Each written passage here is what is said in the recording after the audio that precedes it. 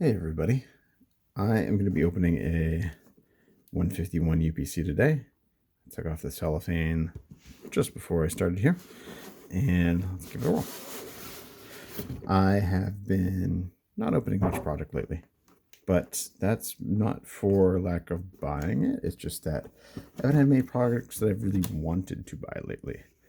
The 151 UPC, I want these 3 cards that come with it for sure. I've never had a metal card, and I really wanted that. So let's take a look here. I'm going to get these graded for sure, even though we'll see what the quality looks like in terms of the Mu SAR here. Centering looks pretty good. And can't see through the back there if the edges and corners look good, but I've got a couple cards that I got in from Japan that I'm going to get graded as well, so I will show those off before I send them away. Ooh, that metal card is just kind of hanging out in there, it seems like. How do I get that out? I can see some other videos at some point of how to get that out, but these guys just kind of slot in. That Mewtwo looks like it's a little bit off center, and there might be some corner wear, but hard to know. Yeah, the edges are definitely beat up. Wow, that's a shame, but I still like the card. So this card is cheap enough. Maybe I'll just buy a 10 online and not worry about sending it in, because that's an unfortunate level of scuff on it. So I can probably pull this out and then drop the metal card out. It looks like they got like a finger slot here, like put your finger in here and then figure it out. I'm trying to, oh, here we go. I don't want to really scuff it up too much, so I will put it off the sides and pop it out. I like how weighty it feels. The colors on it look really nice. I don't know how you do a engraving / color like that, but that feels really, really nice. That is a weighty card. Looks very, very interesting on the back. The TM elevated. I don't know how they grade this kind of a thing, or who does. I'll see if CGC does, or SGC, excuse me, because they're my go-to on it. And then if they grade it, I will send it to them, because I'm developing a little bit of a collection now. If you've seen any of my other videos of SGC slabs.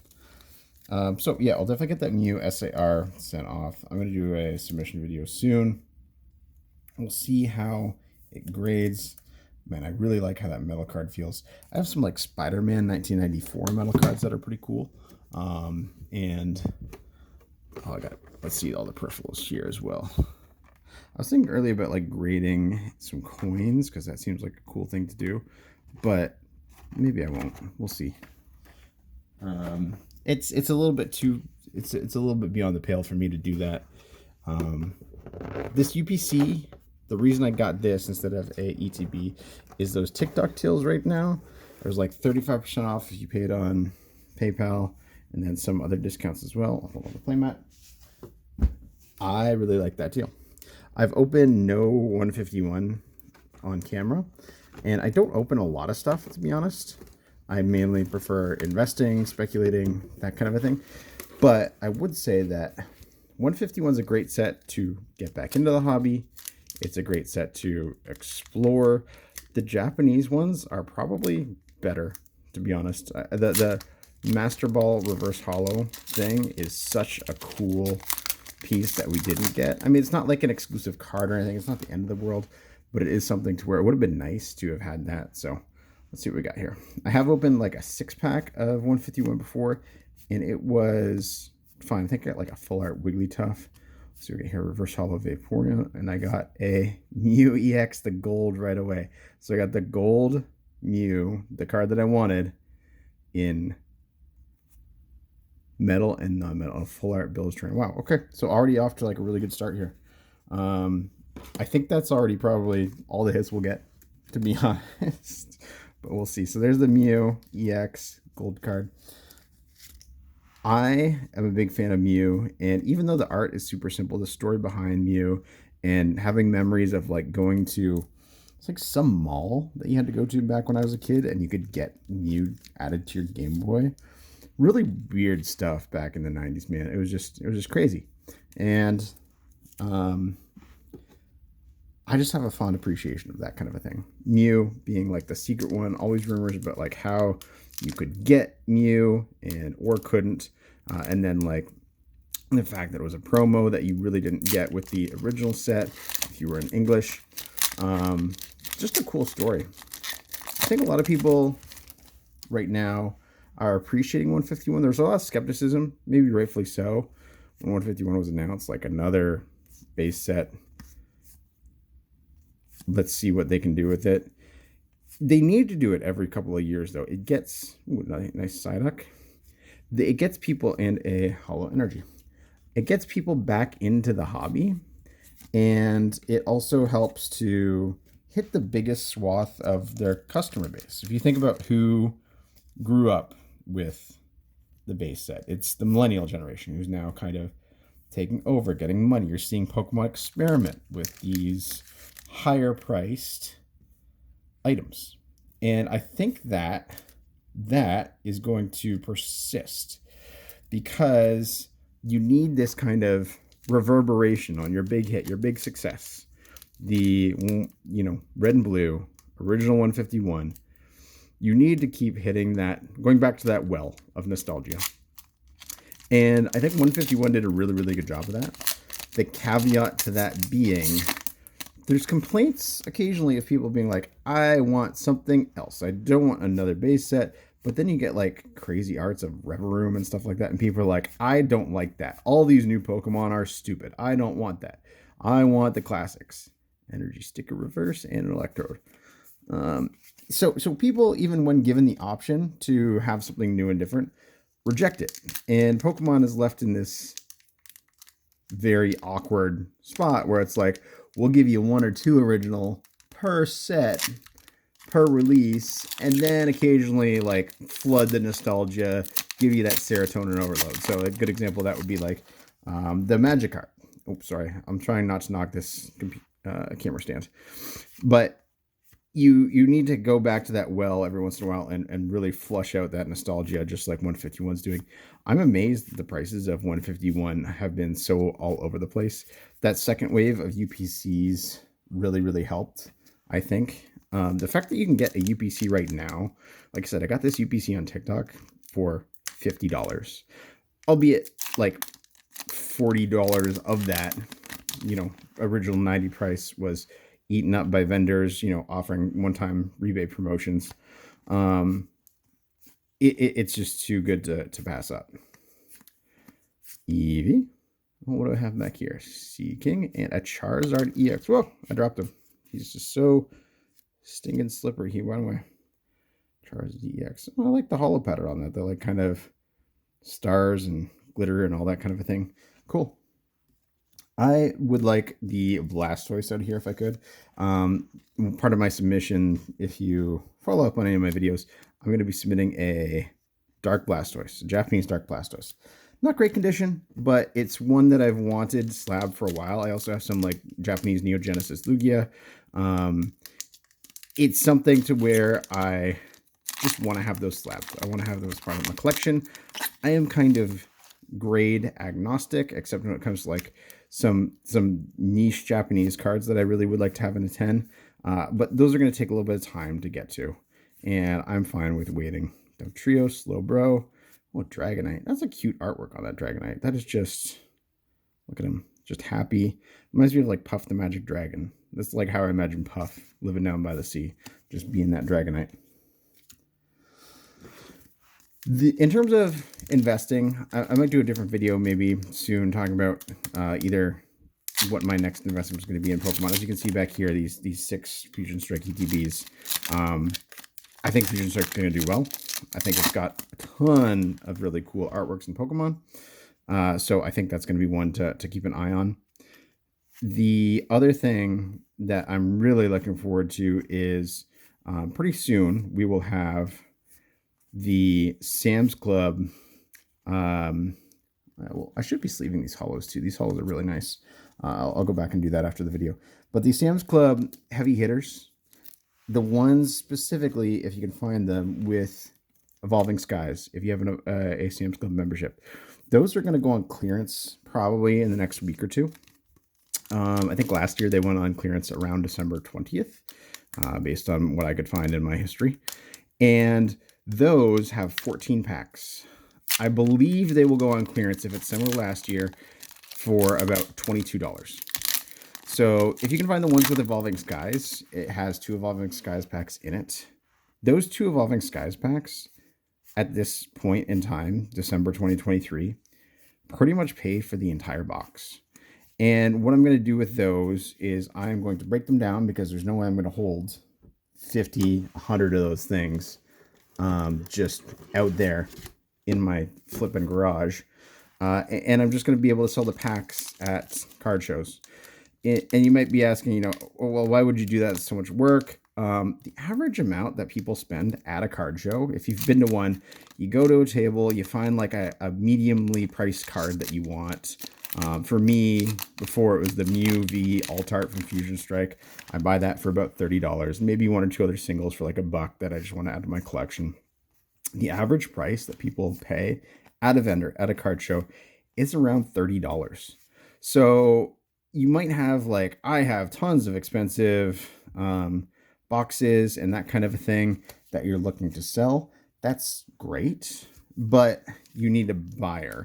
And the average buyer at these places, you can get, one person will swing by and pick up 4 packs of Astral Radiance for $5 each or whatever, especially in like a year, give or so time, when they can't find that anywhere else and they really want to go on a hunt for the Starmie. I would say that getting those heavy hitters boxes, breaking them down, if you want to sell on TCG Player, the single packs, you can go ahead and do that. I prefer to sell locally. It's just easier, less friction for me. I don't have to spend so much time doing as much legwork. That's going to be my play moving forward. And you might be saying, well, the Sam's Club near me, I don't have a Sam's Club membership. How do I know if they have any stock or inventory? I've been to a couple in the past, I'd say, month. They've got like a whole pallet left, to be honest. They're not really getting touched this year. For whatever reason, I think the supply versus demand curve has just completely flipped. It takes about 18 months for a supply chain to catch up, and Pokemon's caught up. There's just too much of the Sword and Shield era packs that have gotten packed down into these collection boxes at a very good price as is, but they're going to go on clearance here pretty soon, and that's where you're going to want to scoop them up. These pull rates are crazy tough. Obviously that first pack was just a banger, and pretty much, I don't know if it paid for the whole box, but the box being $50, but I imagine it did. I used to sometimes throw it like the commons and uncommons because I don't want to deal with it. But I think for the 151 set, I'll hold on to these. I feel like you can probably, a quarter. Ooh, Ninetales EX full art. Look at that. Cool card. Ninetales has always been weird to me. It's like the third or fourth favorite original set fire Pokemon. And I've never been a fire fan. I used to play the Hydro Pump deck when I was a kid at tournaments. So I really liked the water Pokemon, Blastoise, Gyarados, etc., etc. So I don't know if there's a ton of Ninetales enjoyers out there, but it's just a weird one. It's just one where it's not part of the Charizard line. It's not Arcanine. It's not Moltres. So you're kind of down in that like B to C tier fire Pokemon, right? But very, very cute Pokemon to start with, and then a very powerful Pokemon as the evolution. I think he's cool, but I've never been a fan. That artwork, I might go back to it and show it again, but it's not my favorite, to be honest. It's a little bit too simple, and I think that 151 did a good job of not being overly complex. Like, that's a cool artwork, but it's not. You're not hanging that in a museum. So, Nidoking, there's my OG favorite big boy. The slamming Poison Man. He's cool, dude. What does he have? Enthusiastic King. If you have Night Queen in play, ignore all energy and the cost of the attacks used by this Pokemon. That is dope. That's a cool. I'm sure it has no usefulness whatsoever in competitive play, but it's dope. That's just a dope little thing that they put in there. Last 3 packs here. Haven't seen any of the originals. None of the like special arts of the original starters. Venusaurs, etc., etc. Let's see if we can pull some fire in the last couple packs here. It'd be nice to get some OGs in the starters here lines. I'm sure they're very, very rare. I've not been keeping up on the pull rates, but from what I hear, people are like unhappy with how much 151 they have to open, but also don't mind because it keeps, if you do get a hit, it really feels like one. That artwork for Vileplume is pretty dopey. I like it. Vileplume is always kind of a goofy Pokemon, but that's kind of a cool artwork for her. 2 more packs to go. One thing I would note is that with the crypto run happening lately, that usually go hand in hand with collectibles. So if you're waiting more for prices to drop on whatever Pokemon product you're looking at, you're gonna want to start considering what else to buy. For me, what I have the most of and what I'm really invested in moving forward, Erica's Invitation, that's a cool card, is Japanese V-Star Universe. I think that V-Star Universe is going to be a ton of fun to open moving forward with, it being the penultimate set from Sword and Shields. You have a hit per pack. You've got some of the best artworks of the entire series. And you have the nostalgia factor moving forward on the pandemic era. Oh, there's a nice swirl on this. There's a couple of nice swirls on that one. But people are going to go back to Sword and Shield because they remembered opening Pokemon with their kid, with their wife, with their cousin, whatever, during the pandemic in their bubble and revisiting that. People will want to go back, and I think that there's going to be a big nostalgia for Evolving Skies moving forward in particular. This market isn't complicated. It's just like whatever the most popular set was, Evolving Skies, Crown Zenith to the second degree, those are going to be the ones that people want to go back to. Maybe Brilliant Stars, maybe some of the other things as well. But those ones that really played heavily into people's pandemic era emotions, feelings, activities, those are going to be what really pushes people forward in the future in terms of their collecting. Okay, so I'm going to just show off some of the hits here, and then we'll get wrapped up. So there's the Mr. Ninetales, the Zapdos EX. I did have another big boy fireman Charizard get pulled here.